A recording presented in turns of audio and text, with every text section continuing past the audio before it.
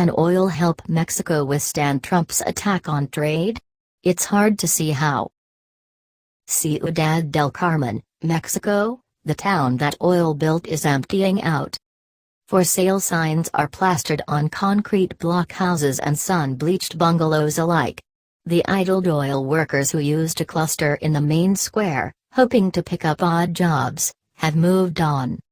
Here in Ciudad del Carmen, on the Gulf Coast of Mexico, even the ironclad union positions are slipping away. Some roughnecks on the offshore rigs of the national oil company, Pemex, have not worked in months, and their voices are filled with anxiety. What do you think is going to happen? Some ask. Pemex has been limping along for years, bleeding billions of dollars annually, saddled with debt and struggling to maintain production as its giant oil fields in the Gulf of Mexico run dry. Next year, it will pump less than 2 million barrels a day, the lowest output since 1980. Fixing the oil company was already at the top of Mexico's list of priorities, the focus of a long debate over the fate of one of its most important, and troubled, national institutions. Now, that mammoth undertaking has become all the more critical with the United States election of Donald J. Trump. As Mexicans steel themselves for an American president who made upending his nation's relationship with Mexico a cornerstone of his campaign, officials on this side of the border have hastened to reassure the country that Mexico's economy is sound. If Mr. Trump goes through with his promises to renegotiate the North American Free Trade Agreement, deport migrants and tax remittances to pay for his border wall, Mexico will face severe economic shocks, particularly to the vibrant manufacturing base, whose products replaced oil as the country's main export years ago. The Mexican peso remains at record lows. The central bank raised interest rates this month, citing heightened uncertainty. And last week, it cut growth forecasts for this year and next. The bank's governor, Agustín Carstens, told a local radio station that understanding the Trump administration's policies was like trying to put a jigsaw puzzle together without having all the pieces. Many are pessimistic that the government can come up with a backup plan. Mexico lacks a credible plan B to offset the anti-trade wave, analysts at Morgan Stanley warned in a recent note to investors. The damage that Mr. Trump could inflict on the busy factories that ship cars and computers to the United States has given a sharp urgency to Mexico's efforts to jumpstart parts of the economy that do not rely on NAFTA, particularly its dilapidated oil industry. To that end, when José Antonio Meade, the finance minister, lists the Mexican economy's strengths, he singles out the importance of the new energy laws that broke the 75-year monopoly held by Pemex. The laws, part of a package of economic overhauls that President Enrique Peña Nieto pushed through Congress 3 years ago, allow for private investment in Mexico's oil sector for the first time since foreign companies were expelled in 1938. Only days before the American presidential election, Pemex's chief executive, José Antonio González Anaya, presented a timetable of projects he expected to offer to potential partners and promised to begin returning the national oil company to solvency. He and the finance minister met with investors in New York this month to argue that Mexico's economy was solid and that the oil sector will continue to be an engine of national economic growth, according to a joint statement from Pemex and the finance ministry. The pair followed up with a visit to London.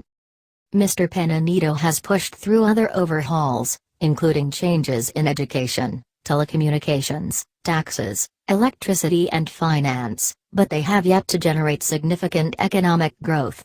Most economists project that the economy will expand by just over 2% this year. The most radical of all these overhauls, though, was ending the monopoly of Pemex, the country's largest company, and allowing it to seek capital and technology from private companies. The measure struck at Mexico's most enduring symbol of national sovereignty, rejecting the long-held conviction that it could develop its most valuable natural resource on its own. The only way to bring back production in the next 5-6 years is to bring more investment to Pemex, said Juan Carlos Zepeda, the president of the National Hydrocarbons Commission, Mexico's oil regulator. There is no other way. But after the new energy laws were approved, the company stalled, the promised joint ventures did not happen, and oil prices plunged. Pemex reeled as its debt soared and production dropped. Falling oil revenue means oil funds less than 20% of the government budget, down from as much as 40% when prices were at their peak. The government was never prepared for sustained low oil prices, said John Padilla, a managing director of IPD Latin America, an energy consulting firm. They never saw a Pemex implosion in the way it occurred. The president chose Mr. González Anaya, a Harvard-educated economist known for efficiency, to take over at Pemex in February. He quickly announced the first joint venture proposal, a deepwater oil field just south of United States waters. Experts believe that Mexico's untapped deepwater oil fields are its next great prize. But they are risky and expensive, a concern at a time when low oil prices have forced international oil companies to scrap many planned investments. Still, major companies like BP, ExxonMobil, Chevron and Shell have qualified to bid in a deepwater auction in December. In an interview in his office at the top of the Pemex Tower in Mexico City, Mr. González Anaya warned not to expect too much. Some people have said to me, "Look, Pemex won't go back to producing 3 million barrels." Well, no, he said. That's a shame, but no. What I can say and demonstrate is the company's solidity. Not everyone is sure that companies will jump at the chance to team up with Pemex. 2 years ago, everybody wanted to partner with Pemex, Mr. Padilla said. They were being courted like the homecoming queen. Fast forward 2 years later, and how can you go to your board and say, Pemex is good for the money? Another question is whether the government can speed up the transformation as a defense against Mr. Trump's promised policies. Even if the government attracts private investment, the effect on production could take years to materialize.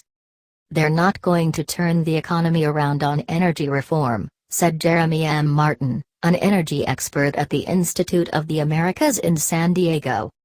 In the meantime, Mexico must fix the company's many problems. Pemex's rusty refineries operate at about 60% capacity, forcing the country to import more than half of its gasoline. The company loses billions of dollars every quarter, and it owes almost $100 billion in debt and an additional $68 billion in pension liabilities. Budget cuts have halted exploration for next year. An explosion on a fuel tanker in September was the latest in a series of fiery and often fatal accidents. Gangs routinely tap Pemex's pipelines to steal gasoline, tipped off from inside the company. The government continues to tax Pemex heavily, and the Oil Workers Union, an ally of Mr. Peña Nieto's Institutional Revolutionary Party, remains powerful. Mr. González Anaya's first action after arriving at Pemex was to slash the budget by 22%, halting expensive projects and cutting waste. "We haven't finished," he said. Referring to his effort to rein in overspending, he added, "We continue. For decades, Pemex made many people very rich. The company granted inflated contracts to local business executives who cultivated political connections, according to interviews with contractors in Ciudad del Carmen. Mayors in oil states demanded Pemex cash for public works. The budget has been converted into plunder," said Mariano Ruiz Funes, a former Pemex chief of staff. Analysts argue that Pemex may have to sell off parts of the company.